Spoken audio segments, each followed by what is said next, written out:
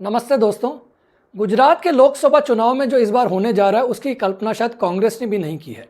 लेकिन दोस्तों बड़ी खबर यह मैं आपको ये बता सकता हूं कि इस बार 26-0 होने की संभावना काफ़ी कम है और मुझे ऐसा लग रहा है कि कांग्रेस इस बार कम से कम 2 सीट गुजरात में जीतने की स्थिति में है।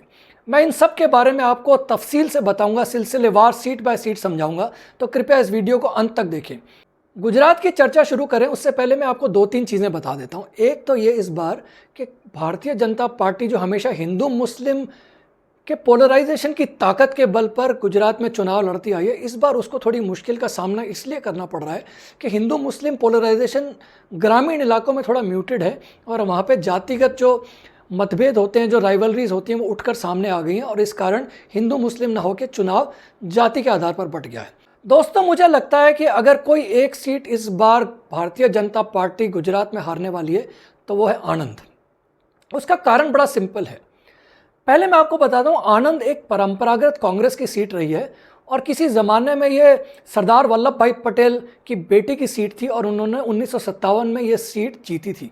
उसके बाद से इस सीट पर कांग्रेस का एक तरीके का प्रभुत्व रहा था, लेकिन वो बाद में कांग्रेस ने गंवा दिया। इस बार इस सीट पर चुनाव लड़ रहे हैं कांग्रेस के अमित चावड़ा और वो एक क्षत्रिय जो सपोर्ट उनको मिल रहा है राज्य भर, उसका फ़ायदा उठाने की स्थिति में दिखाई दे रहे हैं। आणंद में दोस्तों करीब 8.5 लाख ओबीसी क्षत्रिय मतदाता हैं और इस बार क्षत्रिय मतदाता आप जानते ही होंगे कि भारतीय जनता पार्टी से नाराज़ है क्योंकि उनके जो नेता है पुरुषोत्तम रूपाला, उन्होंने एक बयान दे दिया जिसे क्षत्रिय अपनी सम्मान के खिलाफ मानते हैं, अपनी बेइज्जती मानते हैं और इस कारण उन्होंने इस चुनाव को अपने सम्मान की लड़ाई बना लिया है। जैसा कि मैंने आपको बताया, आणंद में क्षत्रिय मतदाताओं की संख्या करीब 8.5 लाख है और यहाँ करीब 3.5 लाख मुस्लिम वोट्स भी हैं। तो इन दोनों का कॉम्बिनेशन मिला के काफ़ी अच्छा हो जाता है कांग्रेस के फेवर में, क्योंकि 18.5 लाख अगर यहाँ की टोटल वोटर पॉपुलेशन है तो ये करीब उसका 60% हो जाता है। और कांग्रेस अगर इन दोनों को अच्छे से साध ले और जैसा होता दिखाई पड़ रहा है तो कांग्रेस ये सीट जीत सकती है। दूसरा कारण ये भी है इस सीट पे कांग्रेस के मजबूत होने का दोस्तों कि यहाँ पर इस बार जो भारतीय जनता पार्टी के पक्ष की विधानसभा सीट्स हैं वहाँ पे मतदान काफ़ी कम हुआ है और कांग्रेस के पक्ष की जो विधानसभा सीट्स बताई जा रही है वहाँ पे काफ़ी बम्पर वोटिंग हुई है। तो ऐसा कहा जा रहा है कि भारतीय जनता पार्टी को जो लीड मिलेगी कांग्रेस के स्ट्रांग होल्ड से, वो इसको इस बार रिकवर नहीं कर पाएगी और भारतीय जनता पार्टी चुनाव हार जाएगी। इसमें एक बात गौरतलब ये भी है कि कांग्रेस के प्रत्याशी चावड़ा ये कह रहे हैं कि इस सीट पर क्षत्रियों का बाहुल्य होने के बावजूद क्षत्रिय आज तक पाटीदारों को ये सीट जितवाते आए हैं और आणंद में भी हर इंस्टीट्यूशन पर पाटीदार का कब्जा है। तो इस कारण यहाँ पे एक पाटीदार वर्सेस क्षत्रिय का माहौल भी बन गया है और इस माहौल को चावड़ा ऐसा लग रहा है कि इस बार भुना के लोकसभा में जा पाएंगे। दोस्तों दूसरी सीट जिसके बारे में आपने सुना होगा कि यहाँ कांग्रेस की स्थिति अच्छी है वो है बनासकांठा, क्योंकि यहाँ पर गैनीबेन ठाकुर मजबूती से चुनाव लड़ रही हैं और उनकी व्यक्तिगत छवि और चूंकि ठाकुर वोट बैंक यहाँ काफ़ी अच्छी मात्रा में है और चूंकि ये एक ट्राइबल एरिया है और ट्राइबल इस बार कह रहे हैं कि भारतीय जनता पार्टी के पक्ष में एन ब्लॉक वोटिंग नहीं कर रहे हैं, तो ऐसा लग रहा है कि गैनीबेन ये चुनाव निकाल सकती है। इस चुनाव की उपयोगिता और इसकी इम्पोर्टेंस आप इस सीट की इम्पोर्टेंस ऐसे भी समझ सकते हैं कि कुछ दिन पहले यहाँ पर प्रियंका गांधी ने काफ़ी लंबी चौड़ी एक मीटिंग की थी और उनका भाषण यहाँ से वायरल हुआ था।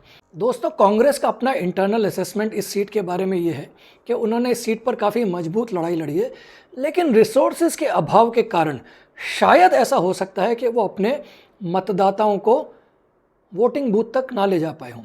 लेकिन फिर भी जिस तरह की वोटिंग हुई है, जिस तरीके से कांग्रेस के स्ट्रांग होल्ड्स में मजबूत मतदान हुआ है और बीजेपी के स्ट्रांग होल्ड्स में मतदाताओं की मात्रा काफ़ी कम रही है, उसमें गिरावट आई है मतदान प्रतिशत में, कांग्रेस इस सीट पर काफ़ी आश्वस्त है। मेरा भी यह मानना है कि इन 2 सीट पर कांग्रेस बीजेपी के मुकाबले ना सिर्फ 55 है बल्कि 60 है, यानी कि 60-40 का चांस है कांग्रेस के दोनों सीट जीतने का, जिनका नाम है आणंद और बनासकांठा।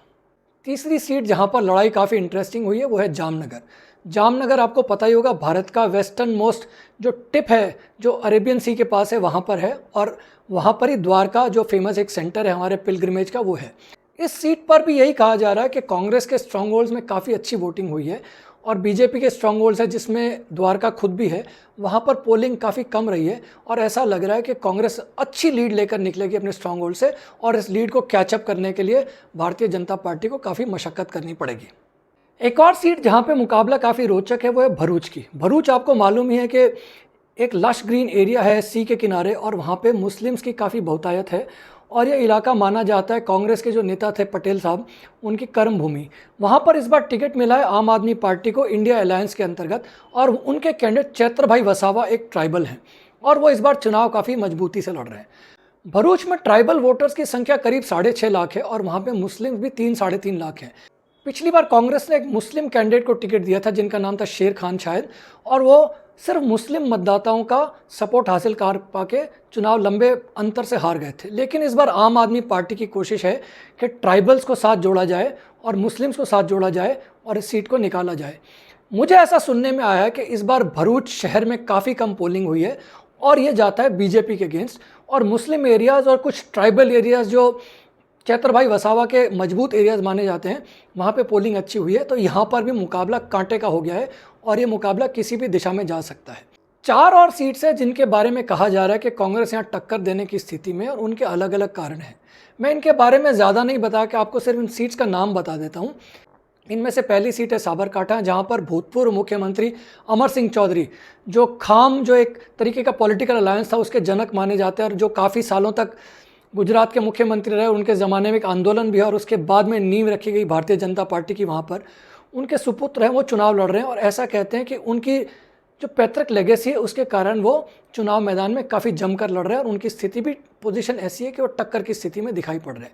दूसरी सीट है अमरेली, जहाँ पर मतदान काफ़ी कम हुआ है और उस लो टर्नआउट को देखते हुए ऐसे कयास लगाए जा रहे हैं कि भारतीय जनता पार्टी का जो ट्रेडिशनल वोटर है वो नाराज़ है और घर पर बैठा रहा है, उदासीन है, और ये सीट भी कांग्रेस लड़ने की स्थिति में है।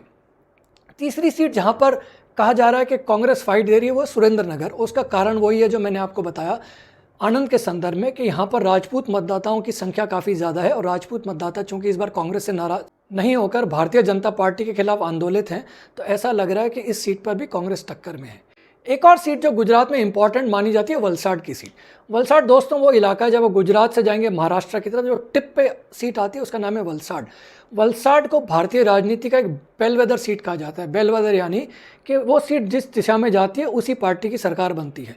तो कहने का मतलब है कि जब जब कांग्रेस ने इस देश में सरकार बनाई तब तब उसने वलसाड की सीट जीती, और जब जब ऑपोजिशन की गवर्नमेंट इस देश में बनी तब तक वलसाड की जो सीट है वो कांग्रेस के खिलाफ चली गई। लेकिन इस बार भी मुकाबला यहाँ पर काफ़ी रोचक बताया जा रहा है। उसका कारण है कि वलसाड पे काफ़ी इन्फ्लुएंस महाराष्ट्र का भी है और महाराष्ट्र में जिस तरह की हवा बह रही है, और मुझे इस बात का कोई संकोच नहीं है कहने में कि महाराष्ट्र में हवा इस बार भारतीय जनता पार्टी एनडीए के खिलाफ बह रही है और उस हवा का कुछ असर वलसाड में भी है और कुछ लोकल कारण भी है जिसके कारण वलसाड में टक्कर बताई जा रही है। तो दोस्तों ये था मेरा छोटा सा आकलन गुजरात के बारे में। अगर आपको ये चर्चा पसंद आई तो कृपया से लाइक भी करेगा और सब्सक्राइब भी, और मेरी रिक्वेस्ट है कि आप मेरे पहले के वीडियोस भी देखिएगा जिनमें मैंने बाकी स्टेट्स का आकलन किया है और आगे भी मैं आकलन करता रहूँगा। मेरा नाम है संदीपन शर्मा। जुड़ने के लिए बहुत बहुत धन्यवाद। नमस्कार, जय हिंद।